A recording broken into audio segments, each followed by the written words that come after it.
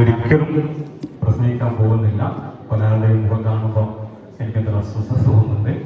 ഞാൻ നിങ്ങളൊരു കാരണവശാലും പ്രസംഗിച്ച് ബുദ്ധിമുട്ടിക്കാൻ ഉദ്ദേശിക്കുന്നില്ല. നമുക്ക് അല്പനേരം നമ്മുടെ കുടുംബവുമായി ബന്ധപ്പെട്ട ചില കാര്യങ്ങൾ ആലോചിച്ച് പിരിഞ്ഞു പോകാം. ഈ പ്രദേശവുമായി എനിക്കൊരു ബന്ധം ആമുഖമായിട്ട് സൂചിപ്പിക്കുകയാണ്. എൻ്റെ ജീവിതത്തിൽ കോളേജ് പഠനകാലം കഴിഞ്ഞ് നടക്കുന്ന സന്ദർഭത്തിൽ ഏറ്റവും ആദ്യമായിട്ട് എൻ്റെ ജീവിതത്തിൽ ഞാൻ വാർന്നു പറഞ്ഞ ഒരു സ്ഥലമാണ് ഇത് എന്നുള്ള ഒരു വല്ലാത്ത ബന്ധം ഈ നിർമ്മാണ പ്രദേശവുമായി എനിക്കുണ്ട്. അതിനുശേഷം പല പ്രാവശ്യവും സൂഫി മാഷ് എന്നെ വിളിച്ചിരുന്നു. നിർഭാഗ്യവശാൽ വരാൻ പറ്റിയില്ല. ഇന്ന് ഞാൻ വന്നപ്പോൾ ഇവിടെ സൂഫി മാഷും ഇല്ല. അതാണ് അതിൻ്റെ പ്രത്യേകത. അദ്ദേഹം ഗൾഫിലാണെന്നാണ് അറിയാൻ കഴിഞ്ഞത്. ഏതായാലും നമുക്ക് നേരിട്ട് ക്ലാസ്സിലേക്ക് കടക്കാം. ദയവ് ചെയ്ത് ആരും മസിൽ പിടിച്ചിരിക്കരുത്. സിദ്ദീഖ് സാഹിബിനെ പോലെ പ്രൗഢമായിട്ട് പ്രസംഗിക്കാൻ കഴിയുന്ന ആളല്ല. വളരെ ഫ്രീ ആയിട്ട് മസിലൊക്കെ വിട്ട് ഒന്നിരിക്കാം. സയൻസിൽ പറയുന്നൊരു കാര്യം, മുഖം ചുളിക്കണമെങ്കിൽ 47 മസിൽ വേണമെന്നാണ്. ചിരിക്കണമെങ്കിൽ 17 മസിൽ മതി എന്നാണ്. ചിരിച്ചാൽ സൗന്ദര്യം കൂടും എന്ന് പറയുന്നുണ്ട്, ആയുസ് കൂടും എന്ന് പറയുന്നുണ്ട്. ചിരി സുന്നത്വമാണ്. അതുകൊണ്ട് എൻ്റെ ക്ലാസ് കഴിയുന്നവരെ നമുക്ക് ചിരിച്ച് സൗന്ദര്യവും ആയുസ്സും സുന്നത്വമൊക്കെ വർദ്ധിപ്പിക്കാൻ വേണ്ടി ശ്രമിക്കാം. അല്ലാഹു അനുഗ്രഹിക്കുമാറാവട്ടെ. 2 ചോദ്യം ചോദിച്ചിട്ട് നമുക്ക് നേരിട്ട് ക്ലാസ്സിലേക്ക് പ്രവേശിക്കാം.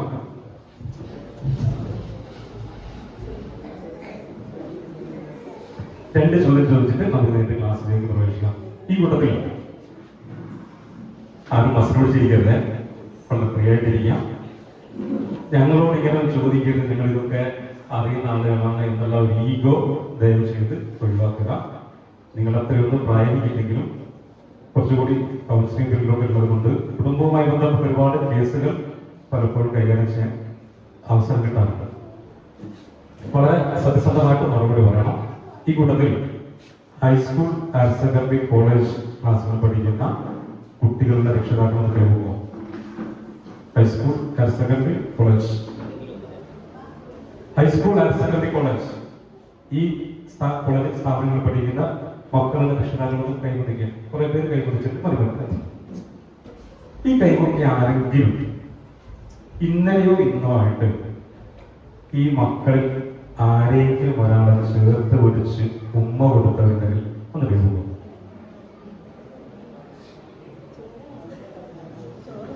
ഹൈസ്കൂളിലോ ഹയർ സെക്കൻഡറിയിലോ കോളേജിലോ പഠിക്കുന്ന നമ്മുടെ മക്കൾ ഇന്നലെയും ഇന്നുമായിട്ട് നിങ്ങൾ ആരെങ്കിലും, നേരത്തെ ഒരുപാട് കൈകൊട്ടിയിട്ടുണ്ട്, ഇന്നലെയും ഇന്നുമായിട്ട് ഈ മക്കളെ ചേർത്ത് പിടിച്ച് ഉമ്മ കൊടുത്ത ആരെങ്കിലും ഈ കൂട്ടത്തിലുണ്ടാവും? 2 പേരുണ്ട്. ഒരു ക്ലാസ് കൊടുക്കും. 2 പേരുണ്ട്. വളരെ നല്ലൊരു കാര്യം. രണ്ടാമത്തെ ചോദ്യം സത്യസന്ധമായിട്ട് ഉത്തരം പറയണം. ആരും പൗഡർ എഴുതിയത്. ഇവിടെ അധികം കാണുന്നത് സ്ത്രീകളാണ്. ഭർത്താക്കന്മാരുടെ നാട്ടിലുണ്ടാവും വിചാരിക്കുകയാണ്. ഇന്നലെ ഇന്നുമായിട്ട് നിങ്ങളുടെ ഭർത്താവിന് കൈ കൊടുത്ത ഇത് ചോദിക്കുന്നത് ഇങ്ങനെ രൂക്ഷമായിട്ട് നോക്കുന്നുണ്ട്. കാരണം പണ്ട് വാപ്പ കൈ കൊടുത്തതിന്റെ, അയാൾക്ക് വാപ്പ കൈ കൊടുത്തതിന്റെ ദുരന്തം ഇപ്പോഴും അനുഭവിച്ചുകൊണ്ടിരിക്കുകയാണെന്നാണ് ആ ഫോട്ടോത്തിൽ നിന്ന് എനിക്ക് മനസ്സിലാവുന്നത്. അവിടെ ചോദ്യം ഞാൻ ക്യാൻസർ ചെയ്യാണ്. അടുത്ത ചോദ്യത്തിലേക്ക് പോവാം. ഈ കൂട്ടത്തിൽ ഉമ്മയും ഉപ്പയും അല്ലെങ്കിൽ ആരെങ്കിലും ഒരാൾ, അല്ലെങ്കിൽ ഉമ്മ അല്ലെങ്കിൽ ഉപ്പ, ആരെങ്കിലും ഒരാൾ ജീവിച്ചിരിപ്പെട്ടവർക്ക് കൈമുമ്പ. ഉമ്മയും ഉപ്പയും അല്ലെങ്കിൽ 2 പേർ അല്ലെങ്കിൽ ആരെങ്കിലും ഒരാൾ ജീവിച്ചിരിപ്പോ എന്നെ മുഖിക്കും. ഞാൻ വീട്ടിലേക്ക് വരാനൊന്നും പോകുന്നില്ല. അപ്പൊ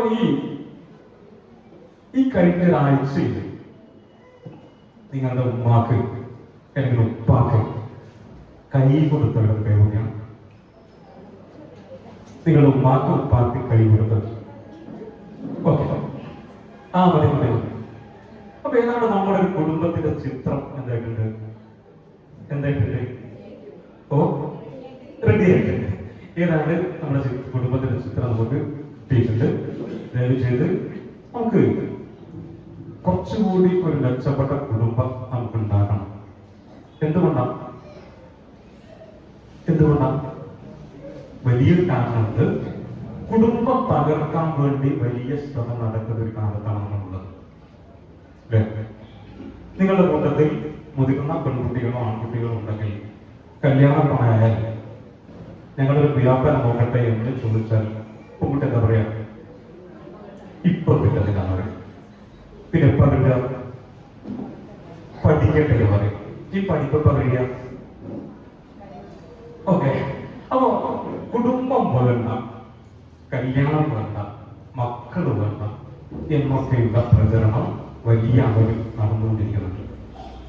കാരണം നാട്ടിൽ കുറച്ചെങ്കിലും ധാർമ്മിക സദാചാര ബോധത്തെ നിലനിൽക്കുന്നത് കുടുംബമുള്ളതുകൊണ്ടാണ്. കുടുംബം കൂടി ഇരിക്കുന്ന അവസ്ഥ കട്ടപ്പൊക്കെയിരിക്കില്ല. ഈ കുടുംബത്തെ കൂടി തകർക്കാനുള്ള പൈശാചിക ശക്തികളുടെ ശ്രമം വലിയ അളവിൽ നടന്നുകൊണ്ടിരിക്കുന്നുണ്ട്. അത് നമ്മുടെ മക്കൾ പെട്ടുപോകുന്നുണ്ട്. ഈ അടുത്ത് ഒരു കുറച്ചധികം 30 വയസ്സ് കഴിഞ്ഞ ഒരാള് അയാൾ പഠിച്ചോണ്ടിരിക്കുകയാണ്. അപ്പൊ അയാൾ ചോദിച്ചു കല്യാണം. ഞാൻ പറഞ്ഞത് കല്യാണം കഴിച്ച് മക്കളൊക്കെ ആയാല് അതിന്റെ കരിയറിന് തടസ്സമാകും. എന്താ? കരിയറിന് തടസ്സമാകും. അതുകൊണ്ട് തൽക്കാലം കല്യാണം കഴിക്കുന്നില്ല. അപ്പൊ ഞാൻ 2 കാര്യം അദ്ദേഹത്തോട് ചോദിച്ചു. നിന്റെ വാപ്പ അല്ലെങ്കിൽ നിന്റെ ഉമ്മ പണ്ട് ഇങ്ങനെ ഒരു തീരുമാനം എടുത്തിരുന്നെങ്കിൽ ഇപ്പൊ ഇങ്ങനെ പറയാൻ നീ ഉണ്ടാവുമായിരുന്നു? ഇല്ല. രണ്ടാമത്തെ കാര്യം, നീ ഇങ്ങനെ പഠിച്ച് കരിയർ ഉണ്ടാക്കണമെങ്കിൽ ആര് വേണം? ഏത് കരിയർ ലോകത്ത് വിജയിക്കണമെങ്കിൽ ആര് വേണം? ഹ്യൂമൻ റിസോഴ്സ് വേണം, മനുഷ്യൻ വേണമല്ലേ? മക്കളില്ലെങ്കിൽ, തലമുറകളില്ലെങ്കിൽ, അഥവാ മനുഷ്യരില്ലെങ്കിൽ ലോകത്ത് ഏത് കരിയറാണ് വിജയിക്കാൻ പോകുന്നത്? ഞാൻ പറയുന്നത് നമ്മുടെ ഉള്ളിൽ പോലും ലിബറലിസവും അതുപോലെ നാസ്തികരും കുറ്റവാളികളൊക്കെ കൂടിയിട്ട് കുടുംബ വിരുദ്ധമായ ഒരു ചിന്ത ഉണ്ടാക്കിയിട്ടുണ്ട്.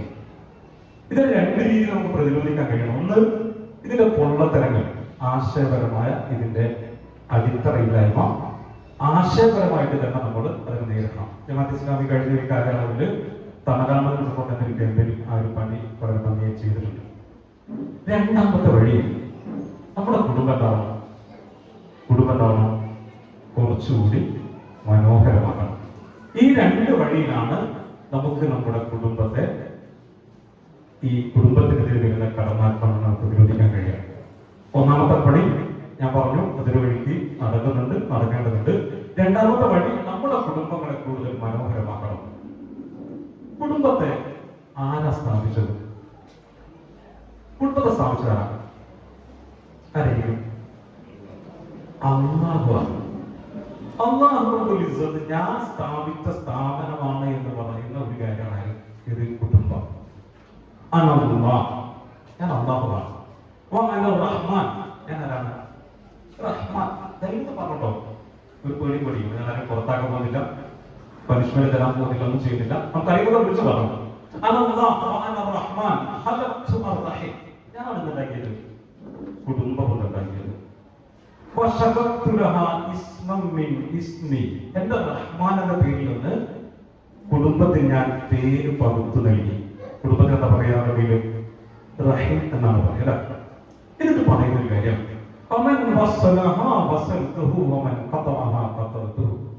ആരെങ്കിലും കുടുംബബന്ധം ചേർത്താൽ അവരുമായുള്ള ബന്ധം ഞാൻ ചേർക്കും. ആരെങ്കിലും കുടുംബബന്ധം മുറിച്ചു കളഞ്ഞാൽ അവനുമായുള്ള ബന്ധം ഞാൻ മുറിച്ചു കളയും. ഇത് പറയുമ്പോൾ കേൾക്കുമ്പോൾ നല്ല രസമാണ്. പക്ഷെ ഞാൻ ഉറച്ചു വിശ്വസിക്കുന്നത് ഈ കൂട്ടത്തിൽ കുറച്ചാളുകൾക്കും ഏതെങ്കിലും കുടുംബത്താനായിട്ട് തെറ്റിക്കൊണ്ടിരിക്കുന്നവരുണ്ടാവും. കൈവക്കണ്ട. ചില ആൾക്കാർ ആവേശം കൈവക്കുന്നുണ്ട്, കൈവക്കണ്ട. എന്താ കാര്യം എന്ന് വെച്ചാൽ ചെറിയ ചെറിയ കാര്യങ്ങൾ കൊണ്ട് കുടുംബബന്ധം കുറച്ച് കളയുന്നത് നമ്മുടെ നാട്ടിൽ വ്യാപകമായ ഒരു കാര്യം. കല്യാണം പറയാത്തതിന്റെ പേരിൽ അല്ലേ? കല്യാണം പറഞ്ഞില്ല, പക്ഷെ എന്ത് പറഞ്ഞില്ല? നിശ്ചയം പറഞ്ഞില്ല. നിശ്ചയം പറഞ്ഞിട്ട് കല്യാണം പറഞ്ഞിട്ട് അങ്ങനെ പുയ്യാപ്പിളൊക്കെ കൂട്ടി അവിടെ ചെന്ന് നോക്കുമ്പോ എല്ലാവർക്കും വെള്ളം കിട്ടി, നമുക്ക് മാത്രം കിട്ടിയില്ല, വെള്ളം കിട്ടിയില്ല. ഞാൻ തമാശ പറയുന്നുണ്ടോ? ഇങ്ങനെയൊക്കെ കുടുംബബന്ധം കുറിച്ച് പറഞ്ഞ ആളുകൾ നമ്മുടെ കൂട്ടത്തിലുണ്ട്. പഠിച്ചപ്പോൾ പറയാണ്, കുടുംബബന്ധം ചേർക്കുന്നവരുമായുള്ള ബന്ധം ഞാൻ ചേർക്കും. ആരെങ്കിലും അത് മുറിച്ചു കളഞ്ഞാല് അവരുമായുള്ള ബന്ധങ്ങളെ കുറിച്ചുള്ള ഈ കൂട്ടത്തിൽ കുടുംബവുമായി ബന്ധപ്പെട്ട ഏതെങ്കിലും കുടുംബ ബന്ധം മുറിച്ച് കളഞ്ഞ ആരെങ്കിലും ഉണ്ടെങ്കിൽ ഒരു കഥ ഞാൻ പറയാം, ഒരു സംഭവം ഞാൻ പറയാം. ആ സംഭവം കേട്ടിട്ട് അതിനേക്കാൾ വലിയ കാരണമാണ് നിങ്ങൾ ആ കുടുംബബന്ധം മുറിക്കാനുണ്ടായിട്ടുള്ളത് എങ്കിൽ നിങ്ങൾ അങ്ങനെ തന്നെ മുന്നോട്ട് പോയിക്കോ, എനിക്ക് കുഴപ്പമൊന്നുമില്ല. ഒരു സംഭവമാണ് റസൂലുള്ളാഹിയുടെ കാലത്ത് ബനു മുസ്തർ യുദ്ധം കഴിഞ്ഞിട്ട് പ്രവാചകർ സഹോദരൻ തിരിച്ചു വരുമ്പോൾ അവിടെ ഒരാൾ ബാക്കിയെ അറിയുന്നു. ആയിഷ ബീവിയാണ് ബാക്കിയായത്. എന്തുകൊണ്ടാ ബാക്കിയായത്? ആയിഷ ബീവിയുടെ മാല നഷ്ടപ്പെട്ടു. ആയിഷ ബീവിയുടെ മാല നഷ്ടപ്പെട്ടു. മാല നഷ്ടപ്പെട്ടാൽ താങ്ങാൻ പറ്റുമോ? ഭർത്താവ് നഷ്ടപ്പെട്ടാൽ നമുക്ക് വേറെ കിട്ടും, വേറെ കിട്ടല്. മാല നഷ്ടപ്പെട്ടാലോ? അങ്ങനത്തെ മാല പിന്നെ കിട്ടാൻ സാധ്യതയില്ല. ആയിഷ ബീവി മാല തെരഞ്ഞുപോയി. കുറെ സമയം കഴിഞ്ഞപ്പോൾ അതുവഴി വന്ന സ്വപ്നമുള്ള ആയിഷ ബീവിയെ കണ്ട് അങ്ങനെ തിരിച്ച് അവർ ഒരുമിച്ചാണ് മദീനയിലേക്ക് വരുന്നത്. ഈ സംഭവം നിങ്ങൾക്ക് അറിയുന്നതാണ്. അങ്ങനെ മദീനയിൽ എത്തിയപ്പോൾ ആയിഷ ബീവിയെയും സ്വപ്നമുള്ളവരെ ചേർത്തിട്ട് മദീനയിൽ അപവാദ പ്രചരണം. ഓക്കെ, കഥ വിശദീകരിക്കുന്നില്ല, നമുക്കറിയുന്ന കാര്യമാണ്. പറയുന്ന കാര്യം മറ്റൊന്നാണ്. ഈ അപവാദ പ്രചരണം നടത്തിയവരുടെ കൂട്ടത്തിൽ അബൂബക്കർ സിദ്ദീഖിന്റെ അടുത്തൊരു ബന്ധു. അബൂബക്കർ സിദ്ദീഖിന്റെ ആരാണ്? ആയിഷ ബീവി മകളാണ്. അബൂബക്കർ സിദ്ദീഖിന്റെ അടുത്ത ബന്ധു മിസ്ബാഹ് ബിൻ ഉസാസ എന്ന് പറഞ്ഞ മനുഷ്യനുണ്ട്. അയാൾ ആയിഷ ബീവിക്കെതിരെ അപവാദം പറഞ്ഞവരുടെ കൂട്ടത്തിൽപ്പെട്ട ആളാണ്. അങ്ങനെ കുറച്ച് ദിവസം കഴിഞ്ഞു ആയിഷ ബീവി നിരപരാധിയാണെന്നൊക്കെ തെളിയിക്കപ്പെട്ടു. ഖുർആൻ ആയത്തൊക്കെ ഇറങ്ങി. ആ സമയത്ത് മിസ്ബാഹ് ബിൻ ഉസാസ ഒരു അബൂബക്കർ സിദ്ദീഖ് ഒരു ഗംഭീര പ്രഖ്യാപനം നടത്തി. എന്താ പറയുക? എന്തായിരിക്കും? ഇനി മിസ്ബാഹുമായിട്ട് ഒരു ഇടപാടുമില്ല. മിസ്ബാഹ് ഒരു പാവപ്പെട്ട ചെറുപ്പക്കാരനായിരുന്നു. അബൂബക്കർ സിദ്ദീഖിന് ചെലവിന് കൊടുത്തത്. ഇനി ആ പരിപാടിക്ക് നമ്മളില്ല. വല്ല തെറ്റുണ്ടോ? സ്വന്തം മകൾക്കെതിരെ അപവാദ പ്രചരണം പറയാൻ ആളാണ് അല്ലേ? വല്ല തെറ്റുണ്ടോ?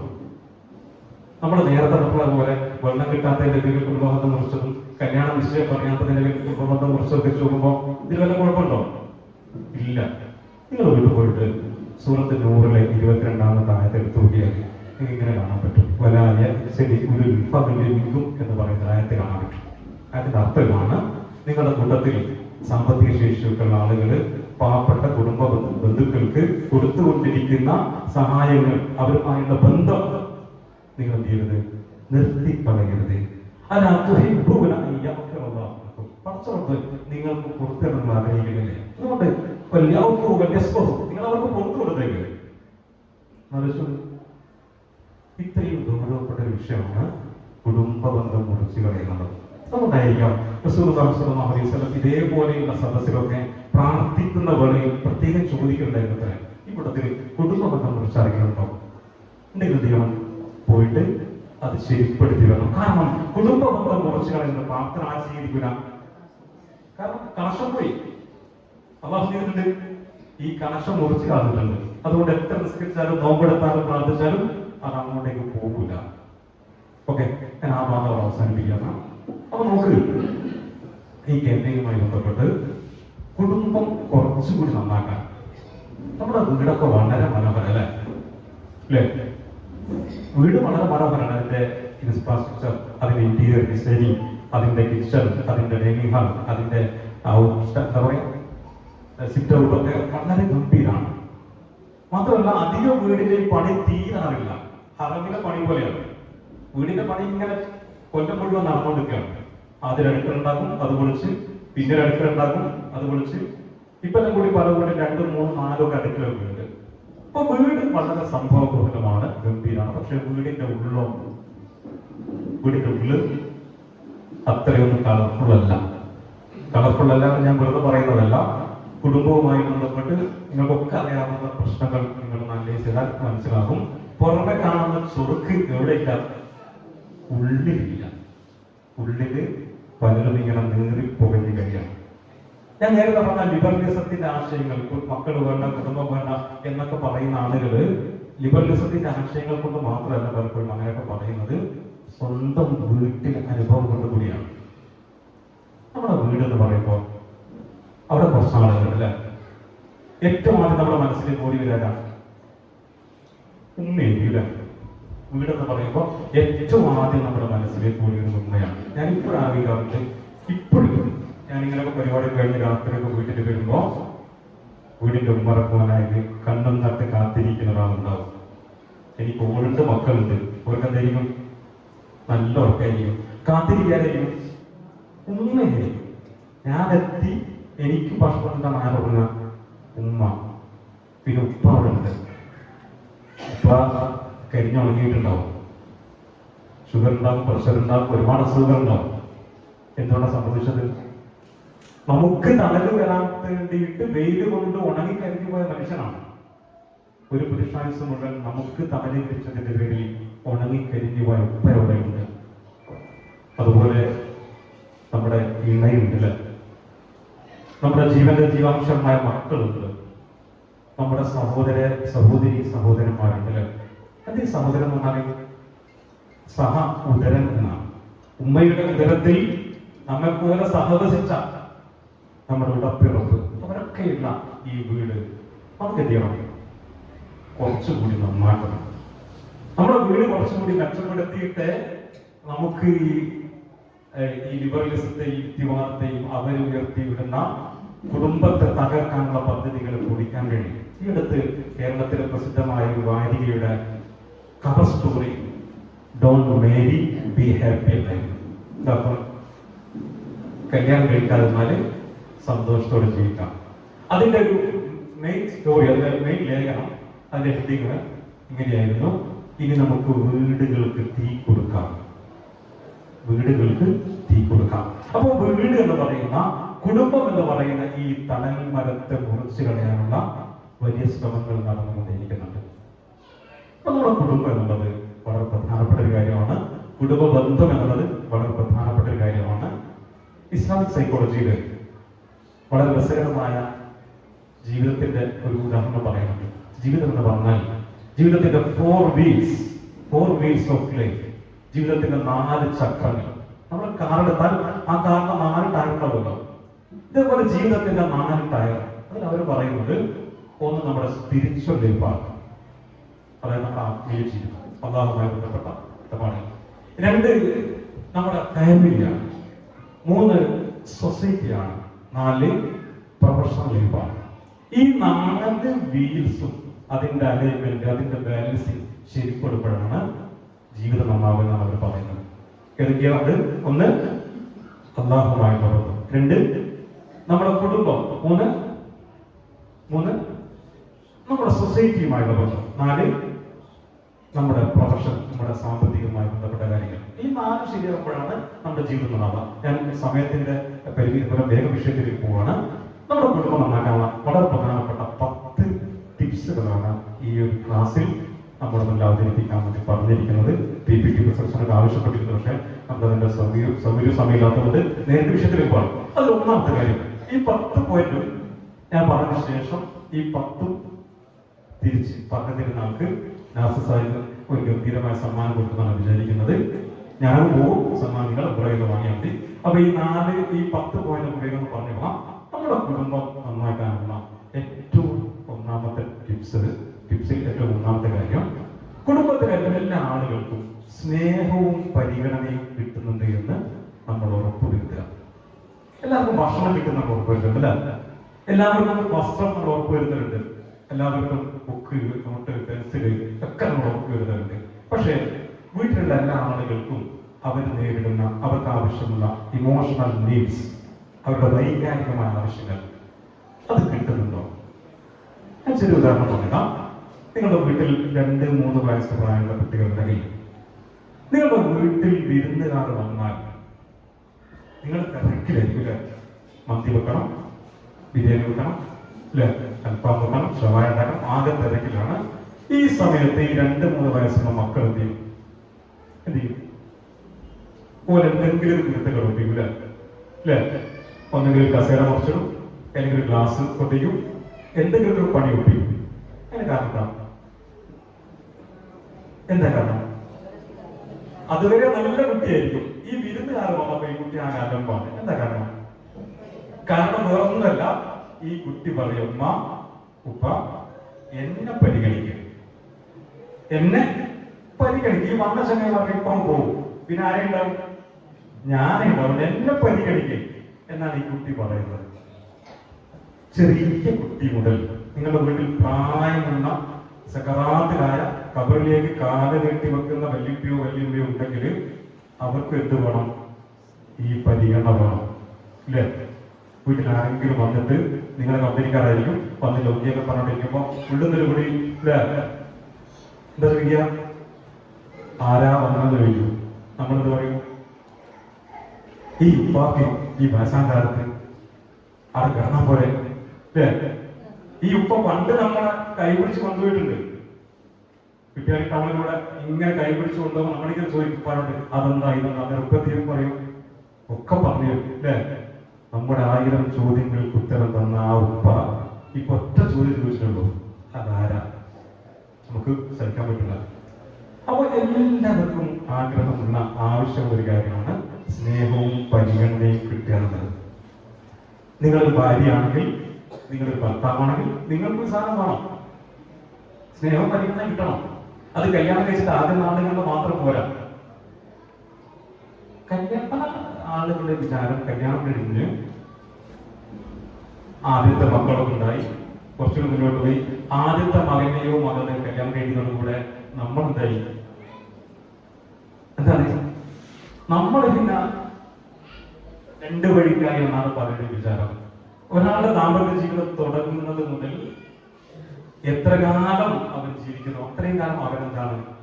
ദമ്പതികളാണ്, അല്ലെ? ആയിഷ ബീവിയുടെ കൂടെ ഓട്ട മത്സരം നടത്തുന്നത് എത്രാം വയസ്സിലാണ്?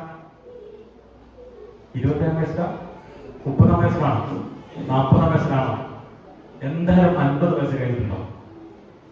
50 വയസ്സ് കഴിഞ്ഞ റസൂലാണ് ആയിഷ ബീവിയുടെ കൂടെ ഓട്ട മത്സരം നടത്തുന്നത്.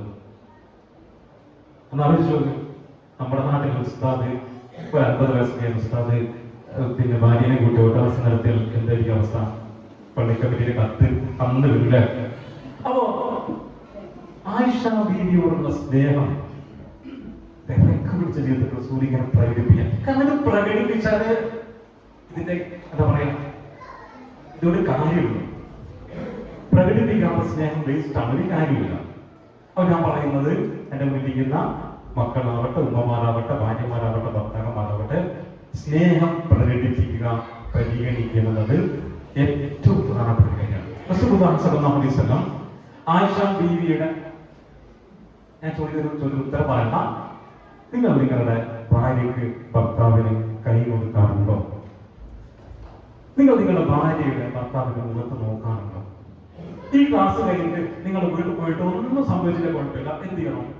ഇന്ന് പോയിട്ട് നിങ്ങളുടെ ഭർത്താവിന്റെ മുഖത്തും നോക്കണം, ഭാര്യയുടെ മുഖത്തും നോക്കണം. അപ്പോ ഇതുവരെ കാണാത്ത പല കാഴ്ചകളും ചെയ്യും അവിടെ കാണും. പണ്ട് 22-ാമത്തെ വയസ്സ് കെട്ടിക്കൊണ്ട് വരുമ്പോഴുള്ള മുടിയൊന്നുമല്ല ഇപ്പൊ ഉള്ളത്, ഒക്കെ നരച്ചു പോയിട്ടുണ്ട്, മുഖമൊക്കെ ചുരുഞ്ഞു പോയിട്ടുണ്ട്. അതൊക്കെ കാണണമെങ്കിൽ ഒന്ന് നോക്കണം, ഒന്ന് കൈ കൊടുക്കണം. ഒരു ഹദീസ് കാണാൻ പറ്റും, എത്ര നേരം ഭാര്യ ഭർത്താക്കന്മാരെങ്ങനെ കൈ പിടിച്ചു നിൽക്കുന്നതോ അത്രയും നേരം അവർക്കിടയിലെ പാപങ്ങൾ തോർന്നു പോകുമെന്നാണ്. ഭാര്യ ഭർത്താവ് സ്നേഹത്തോടെ നോക്കിയാല് പടച്ചവന്റെ സ്നേഹത്തോടു കൂടി നോക്കുക എന്നാണ്. അതുകൊണ്ട് ഒരു മടി വിചാരിക്കണ്ട, അങ്ങനെ നോക്കുക, കാരുണ്യം കാണിക്കുക, സ്നേഹം പ്രകടിപ്പിക്കുക. ഒരു ഹദീസ് ഇങ്ങനെ കാണാൻ പറ്റും. റസൂല് ആയിഷ ബീവിയുടെ കൈ പിടിച്ചൊരു ഹംദ് പറയുന്നുണ്ട്. പറ്റുന്ന ആളുകൾ ഇന്ന് വീട്ടിൽ പോയിട്ട് അതൊന്നും പറയാൻ ശ്രമിക്കാം. ഹംദ് ഇങ്ങനെയാണ്: അൽഹംദുലില്ലാഹ്, അൽഹംദുലില്ലാഹ്, അൽഹംദുലില്ലാഹില്ലദീ റസഖനി ഹുബ്ബ ആയിഷ, അൽഹംദുലില്ലാഹില്ലദീ റസഖനി ഹുബ്ബ ആയിഷ. ആയിഷ എന്നുള്ള പേര് നിങ്ങൾക്ക് മാറ്റാം. അർത്ഥം ഇങ്ങനെയാണ്: ആയിഷയുടെ സ്നേഹം എനിക്ക് തന്ന അല്ലാഹുവിനാണ് സർവസ്തുതി. ഇങ്ങനെ ഭാര്യയും ഭർത്താവ് അങ്ങോട്ടും ഇങ്ങോട്ടും പറഞ്ഞാൽ അവിടെ തീരല്ല പ്രശ്നം. ഇങ്ങനെ കെട്ടിക്കൂട്ടി മസിൽ പിടിച്ച് നിൽക്കുകയാണ്, അല്ലേ? ഇപ്പോ പല വീട്ടിലും കല്യാണം കഴിഞ്ഞ ഉടനൊക്കെ വളരെ റൊമാൻറ്റിക് ആയിരിക്കും. പിന്നെ കുറച്ച് കഴിഞ്ഞപ്പോ ചോദ്യങ്ങളും ഉത്തരങ്ങളും മാത്രമേ ഉള്ളൂ. ചോറായിക്കോ, ആയിക്കി, രസാക്കി വെച്ചിക്കോ, വെച്ചിക്ക്, ഇങ്ങനെ കുറെ ചോദ്യങ്ങളും ഉത്തരങ്ങളും മാത്രമായി പോവാം. ഇതിന്റെ പ്രശ്നം മക്കൾ അനുഭവിക്കുന്നുണ്ട്. മക്കളോട് നമുക്ക് ഏറ്റവും സ്നേഹം ആരായിരിക്കും? മക്കളായിരിക്കും, സംശയമൊന്നുമില്ല. പക്ഷെ ഈ മക്കളോട് നമ്മൾ എന്ത് ചെയ്യുന്നില്ല? ഈ സ്നേഹം പ്രകടിപ്പിക്കുന്നില്ല. ഈ അടുത്ത സ്കൂളിൽ +1 വിദ്യാർത്ഥികൾ വന്നപ്പോൾ ഞാൻ അവരോട് ഇങ്ങനെ ആദ്യ ദിവസങ്ങളിൽ പ്രത്യേകിച്ച് ക്ലാസ് നടക്കാൻ പറ്റാത്തതുകൊണ്ട് ഇങ്ങനെ പരിചയപ്പെട്ട കൂട്ടത്തിൽ ഞാൻ ചുമ്മാ ഒരു ചോദ്യം ചോദിച്ചു. ഇപ്പോഴത്തെ കുട്ടികളുടെ പ്രത്യേകത എന്ന് വെച്ചാൽ അവരുള്ളതുള്ളത് പോലെ പറയും, അല്ലേ? ഒരു മടിയുണ്ടാവില്ല. ഞാൻ എൻ്റെ മോളെടുത്ത് സ്റ്റാഫ് ടൂർ പോയിട്ട്, സ്കൂളിൽ അധികവും ലേഡി ടീച്ചേഴ്സാണ്. സ്റ്റാഫ് ടൂർ പോയി അവർക്ക് ഫോട്ടോ ഇങ്ങനെ അയച്ചപ്പോൾ അതിലധികമുള്ള ലേഡീസാണ്, ഞങ്ങൾ 2 ജെൻസ് സ്റ്റാഫേ ഉള്ളൂ. അപ്പൊ ഞാൻ വൈഫിന്റെ ഫോണിൽ ഫോട്ടോ അയച്ചിട്ട് ഉടനെ മോളെ റിപ്ലൈ, 3ാം ക്ലാസ് പഠിക്കുന്ന മോള് കിട്ട കമന്റ് അറിയോ, വാപ്പ ഒരു പോയി അയപ്പിക്കല്ലോ. അപ്പൊ എനിക്ക് പെട്ടെന്ന് ഇതിന്റെ മീനിങ് മനസ്സിലായില്ല. പിന്നെ ഇതിന്റെ മീനിങ് മനസ്സിലായത് വളരെ പെട്ടെന്ന് അവർ ഉത്തരം പറയും. അപ്പോ ഈ കുട്ടികളോട് ചോദിച്ചപ്പോ ഞാൻ ചോദിച്ചു, നിങ്ങൾക്ക് ഏറ്റവും അധികം സന്തോഷം ഉണ്ടാകുമ്പോഴാണ്. അപ്പൊ പലരും പറഞ്ഞു, ഗൾഫിൽ വാപ്പമാരുടെ ചില കുട്ടികൾ പറഞ്ഞു, സാറേ വാപ്പ ഗൾഫിൽ വരുന്ന ദിവസമാണ് ഞങ്ങൾക്ക് ഏറ്റവും സന്തോഷം ഉണ്ടാകുന്നത്. ഒരു ചങ്ങാതി പറഞ്ഞു, സാറേ ഞാൻ ഏറ്റവും സന്തോഷിക്കണമെന്നറിയോ, വാപ്പ ഗൾഫിലേക്ക് പോകുമ്പോ എന്റെ ചാന്ത അങ്ങനത്തെ ഒരു വാപ്പയാണ്, രക്ഷയില്ല. മൂപ്പരുണ്ടെങ്കിൽ ഞങ്ങൾ വീട്ടിന്റെ മുന്നിൽ കൂടെ വീട്ടിൽ കയറില്ല. അപ്പൊ ഞാൻ ഈ വാപ്പയെ ഇങ്ങനെ സംസാരിച്ചപ്പോ അദ്ദേഹം പിന്നീട് പറഞ്ഞ കാര്യം, അത് നമ്മളൊന്ന് മസ്ജിദ് വിട്ടാലേ ഒന്ന് എന്താ പറയാ, ഇവരോടൊന്ന് എന്താ പറയാ താണു നിന്നാൽ ഇവരെന്ത് ചെയ്യും, തോള് കയറും. അതുകൊണ്ട് ഞാനിങ്ങനെ മസ്ജിദ് വിളിച്ചിട്ട് അങ്ങനെയൊന്നുമില്ല. നമുക്ക് ഒരാളെ കീഴടക്കാനുള്ള ഏറ്റവും നല്ല വഴി എന്താ, അയാൾ ആത്മാർത്ഥമായി സ്നേഹിക്കുന്നുണ്ട് എന്ന് അയാൾ എന്ത് ചെയ്യണം, ബോധ്യപ്പെടുത്തണം എന്ന പറഞ്ഞ അവസാനിപ്പിക്കണം. ഇതാണ് ഈ ടിപ്സിൽ ഒന്നാമതായിട്ട്. ഇത് റസൂലിന്റെ സുന്നത്താണ്. സ്നേഹിക്കുന്നത് എന്ത് പറയണം, ഐ ലവ് യു എന്ന് പറയണമല്ല, അല്ലേ? ഒരു സഹാബി പറഞ്ഞു, റസൂൽ എനിക്ക് അയാളെ ഇഷ്ടം എന്ന് പറഞ്ഞ റസൂൽ പറഞ്ഞു, നീ അദ്ദേഹത്തോട് ആ സ്നേഹം പറഞ്ഞോ? ഇല്ല. റസൂൽ പറഞ്ഞു, പറയണം, സ്നേഹം പ്രകടിപ്പിക്കണം. നമ്മുടെ മക്കൾ ഈ കാര്യത്തിൽ ഇഷ്ടമാട്ടോ. അവർ ഈ ഐ ലവ് യു സ്ഥിരം പലരും പറയുന്ന ആളുകളാണ്. അതിനെ കുറിച്ചല്ല ഞാൻ പറയുന്നത്. അപ്പൊ ഇതാണ് ഒന്നാമത്തെ കാര്യം. രണ്ടാമത്തെ കാര്യം, എല്ലാവർക്കും വീട്ടിൽ അഭിപ്രായം പറയാനുള്ള സ്വാതന്ത്ര്യം കൊടുക്കണം. വാപ്പാന്റെ ഒരു കിരാത ഭരണമായിരിക്കരുത്, ഉമ്മാന്റെ ഭരണമായിരിക്കരുത്. എല്ലാവരുടെയും അഭിപ്രായം കേൾക്കുക. പുതിയ കാലത്തെ മക്കൾ കൃത്യമായിട്ട് പറഞ്ഞു തരും. നിങ്ങൾ ചോദിച്ചു, ഇന്ന് വീട്ടിൽ പോയിട്ട് ചോദിച്ചത്, വാപ്പമാർ ചോദിച്ചു, മക്കളെ വിളിക്കുക, ചോദിക്കാം, ഈ വാപ്പാക്ക് പ്രശ്നമുണ്ടോ? കറക്റ്റായിട്ട് പറഞ്ഞു തരും. നിങ്ങളുടെ ഡ്രസ്സിന് എന്തെങ്കിലും പ്രശ്നമുണ്ടോ? അവര് പറയും. ഇപ്പൊ ഞാൻ പലപ്പോഴും ഡ്രസ് ഇട്ടാല് ഞാൻ മക്കളെ മുന്നിൽ പോയി ചോദിക്കാനുണ്ട്. അപ്പോ വളരെ കറക്റ്റാണ് പറഞ്ഞത്. അപ്പൊ എല്ലാവർക്കും അഭിപ്രായങ്ങൾ പറയാനുള്ള സ്വാതന്ത്ര്യം കൊടുക്കുക എന്നുള്ളതാണ് രണ്ടാമത്തെ കാര്യമായിട്ട് ഇതിൽ പറയുന്നത്. മൂന്നാമത്തെ കാര്യം, വീട്ടിൽ നമുക്ക് ക്വാളിറ്റി ടൈം ഉണ്ടാക്കുന്നതാണ്. എന്താ ക്വാളിറ്റി ടൈം? വീട്ടിൽ ഉമ്മയുണ്ട്, ഉപ്പയുണ്ട്, അനിയന്മാരുണ്ട്, ഏട്ടന്മാരുണ്ട്, ഇക്കാക്കന്മാരുണ്ട്, എല്ലാവരും ഉണ്ട്. പക്ഷെ ആരും എന്ത് ചെയ്യുന്നില്ല, പരസ്പരം മിണ്ടുന്നില്ല. ഉണ്ടോ? നമ്മുടെ ഡൈനിങ് ടേബിളുകൾ ഇപ്പൊ നിശബ്ദമാണ്. ആണോ? ഉമ്മ ഭക്ഷണം ഉണ്ടാക്കിയിട്ട് മോളെ വിളിക്കും, എത്തൂല. കാരണം അവര് ഫോണിലായിരിക്കും, മിക്കവാറും ഹെഡ്സെറ്റ് വെച്ചിട്ടുണ്ടാകും, ഒന്നും വിളിച്ചാൽ കേൾക്കുകയില്ല. അങ്ങനെ കുറെ ഒച്ചവിളിയൊക്കെ ഉണ്ടാക്കിയിട്ട് അവസാനം ഉമ്മ ഭക്ഷണം കഴിക്കായിരിക്കും, അല്ലെങ്കിൽ ഉമ്മ ഭക്ഷണം കഴിച്ച് എണീക്കാൻ നേരത്തെ ആര് വരും? ഒരു മോള് വരും. മോള് കഴിച്ചതിന് ഒരു പറയുകയും മറ്റോള് വരും. ഒരു ഹോട്ടലിൽ ഭക്ഷണം കഴിക്കുന്ന പോലെയാണ്. അപ്പോ ശ്രദ്ധിക്കേണ്ട ഒരു കാര്യം, നമുക്ക് ഫോൺ ഒഴിവാക്കാൻ പറ്റുമോ? ഫോൺ നമുക്ക് ഒഴിവാക്കാൻ പറ്റില്ല, നിർബന്ധമാണ്, അല്ല, ഒരുപാട് ആവശ്യമുള്ള കാര്യമാണ്. പക്ഷെ നമ്മൾ പറയാൻ ആഗ്രഹിക്കുന്ന കാര്യം, നമ്മുടെ സ്ക്രീൻ വിത്ത് സെൻസ് എന്നാണ് നമ്മൾ പറയുന്ന കാര്യം. ആ ആശയം നമ്മുടെ ഉള്ളിൽ ഉണ്ടാവാം. സ്ക്രീൻ വിത്ത് സെൻസ്. സ്ക്രീൻ എന്ത് ചെയ്യാം? ബോധപൂർവം ഉപയോഗിക്കാം. നിങ്ങൾ രാത്രി വീട്ടിലെത്തിയിട്ട് കിടക്കാൻ നേരത്ത് നമ്മുടെ ഫോണിൽ ഒരു ഓപ്ഷൻ ഉണ്ടല്ല, സെറ്റിംഗ്സിൽ ഡിജിറ്റൽ വെൽബീയിങ് എന്നൊരു ഓപ്ഷൻ ഉണ്ട്. ആ ഓപ്ഷൻ എടുത്തു നോക്കിയാൽ ഒരു ദിവസം നിങ്ങൾ എത്ര മണിക്കൂർ നിങ്ങളുടെ ഫോൺ ഉപയോഗിച്ചു എന്ന് കാണാൻ പറ്റും. നമ്മൾ ഞെട്ടിപ്പോകും. ചിലപ്പോൾ 5, 6, 7 മണിക്കൂറൊക്കെ നമ്മളുടെ ഫോണിലെ അതിൽ ഏത് ആപ്പാണ് നിങ്ങൾ ഏറ്റവും ഉപയോഗിച്ചത് എന്ന് കാണാൻ പറ്റും. പറയുന്ന കാര്യം, വീട്ടുകാർക്ക് എല്ലാവർക്കും ഒരുമിച്ചിരിക്കാൻ, ഒരുമിച്ച് വർത്തമാനം പറയാൻ, ഒരുമിച്ച് ഭക്ഷണം കഴിക്കാൻ, ഡിവൈസുകളൊക്കെ മാറ്റിവെച്ച കുറച്ച് സമയം നമ്മൾ ബോധപൂർവ്വം ഉണ്ടാക്കണം. ഇല്ലെങ്കിൽ പലരും പല ലോകത്ത് ജീവിച്ച് എവിടെയൊക്കെയോ എത്തിപ്പോകും. ഇതാണ് പറയാൻ ആഗ്രഹിക്കുന്ന മൂന്നാമത്തെ കാര്യം. എന്താണ്? ക്വാളിറ്റി ടൈം നമ്മൾ ബോധപൂർവം ഉണ്ടാക്കുന്നതാണ്. നാലാമത്തെ കാര്യം സാമ്പത്തിക ഭദ്രതയും സാമ്പത്തിക സാക്ഷരതയാണ്. ഭർത്താക്കന്മാരുടെ ശമ്പളം എത്രയാണെന്ന് അറിയുന്ന ഭാര്യമാരുടെ കൈവക്കും. ഭർത്താവിന്റെ ശമ്പളം എത്രയാണെന്ന് അറിയുന്ന ഭാര്യമാര്? ഞാൻ ചോദിക്കില്ല. ഭർത്താവിന്റെ ശമ്പളം എത്രയാണെന്ന് അറിയുന്ന ആൾക്കാരുടെ കൈവക്കും. ആർക്കും അറിയില്ല. ഭർത്താവിന്റെ ശമ്പളം നമുക്ക് ഏതാണ്ട് ഒരു ധാരണ ഉണ്ടാവണം. എത്രയാണ് നമ്മുടെ വരവ്, എത്രയാണ് നമ്മുടെ ചെലവ് എന്ന് നമുക്ക് ധാരണ ഉണ്ടാവണം. ഈ അടുത്ത് ഞാൻ എവിടെയോ വായിച്ച മനോഹരമായ ഒരു വാക്ക് ഇങ്ങനെയാണ്, ഒരു കോട്ടിങ്സ് ഇങ്ങനെയാണ്: ജീവിക്കാൻ ചെലവ് വളരെ കുറവാണ്. പിന്നെ ഇതിനാ ചെലവ്? മറ്റുള്ളവരെ കാണിച്ച് ജീവിക്കാനാണ് ചെലവ് കൂടുതൽ. നിങ്ങൾക്ക് ജീവിക്കാൻ ചെലവ് വളരെ കുറവാണ്. മറ്റുള്ളവരെ കാണിക്കാൻ വേണ്ടി നമ്മൾ ജീവിച്ചു തുടങ്ങുമ്പോഴാണ് ചെലവ് കുത്തനെ കൂടുതൽ. കേരളത്തിലെ വീടുകളെ കുറിച്ച് ഈ അടുത്ത് വന്ന കണക്ക് 70% കേരളത്തിലെ വീടുകളും ലോണിലാണ് കെട്ടിപ്പടുത്തത്. എന്തിനാണ് കെട്ടിപ്പടുക്കുന്നത്? നമുക്ക് വേണ്ടിയിട്ടല്ല. ആർക്ക് വേണ്ടിയിട്ടാണ്? ആർക്ക് വേണ്ടിയിട്ടാണ്? നാട്ടുകാർക്ക് വേണ്ടിയിട്ടാണ്. നാട്ടുകാർ പറയും ഓരോ വീട് ഗംഭീരാണ്.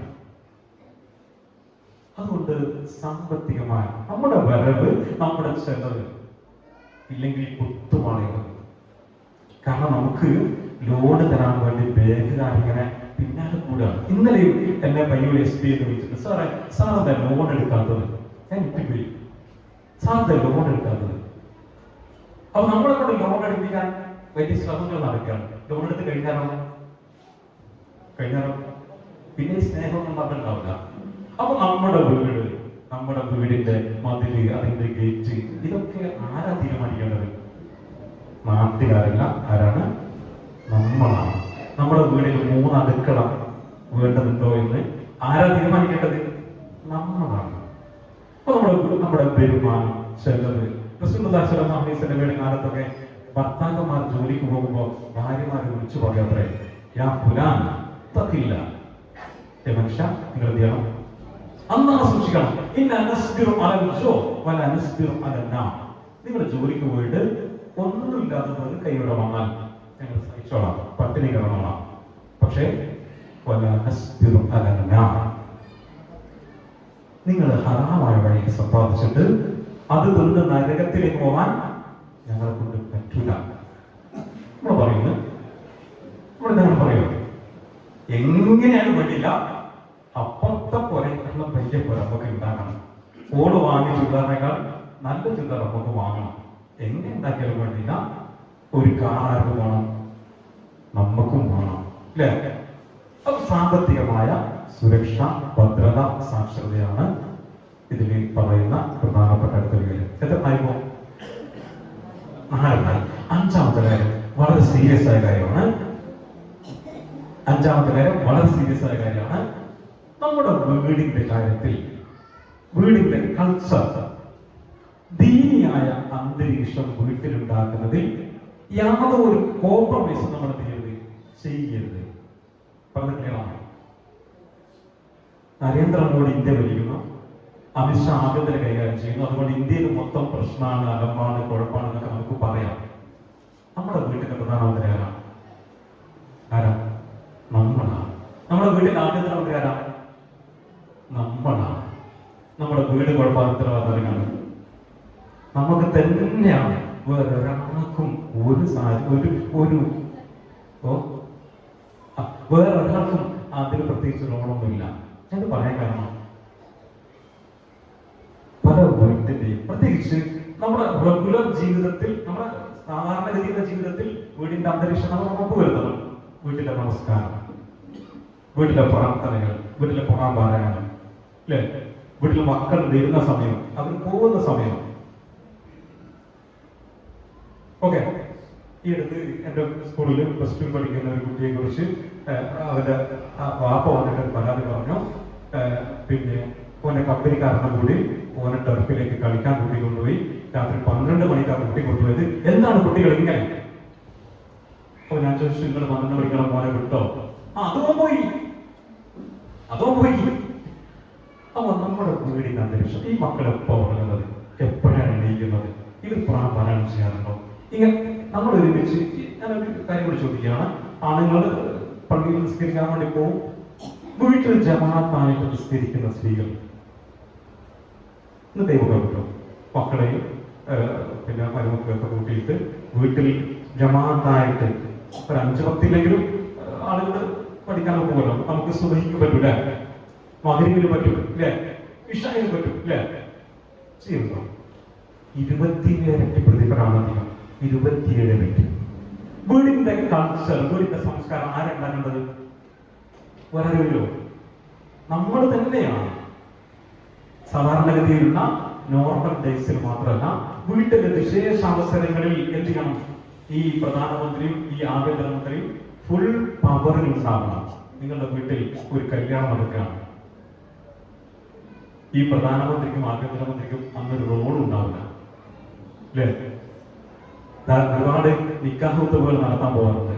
നിക്കാഹ് ഖുതുബകൾ ഓഡിറ്റോറിയത്തിലാണെങ്കിൽ നിക്കാഹ് ഖുതുബ നടത്തി ഭക്ഷണം കഴിച്ച് തിരിച്ചു വരുമ്പോഴത്തേക്ക് അവിടെ പിന്നെ പുലർത്തിക്ക പരിപാടികളാണ്. നമുക്ക് അങ്ങോട്ട് കയറാൻ പോലും പറ്റില്ല. അപ്പൊ വാപ്പയോട് വാപ്പ എന്താ പറയാ? എന്താ വാപ്പ പറയാ? ഞാനും അറിയാം, മോനും എന്റെ കമ്പനിക്കാരാണെന്ന് അറിയാം. ഉമ്മത് പറയും, ഉമ്മത് പറയും ഞാനൊന്നും അറിയില്ല, അത് ഓള് കമ്പനിക്കാരെ കൂടി ചെയ്താൽ പിന്നെ നിങ്ങളെന്ത് കോപ്പിലെ വാർത്തയാണ് എന്ന് ഞാൻ മനസ്സിലിങ്ങനെ ചോദിച്ചു പോകാറുണ്ട്. ഇത് വളരെ സീരിയസ് ആയ വിഷയമാണ്. വാപ്പ എന്താണ്? നിങ്ങൾ നിങ്ങളെ മാത്രമല്ല, നിങ്ങളുടെ കുടുംബത്തെയും അല്ലെ നരകത്തിൽ രക്ഷിക്കണം.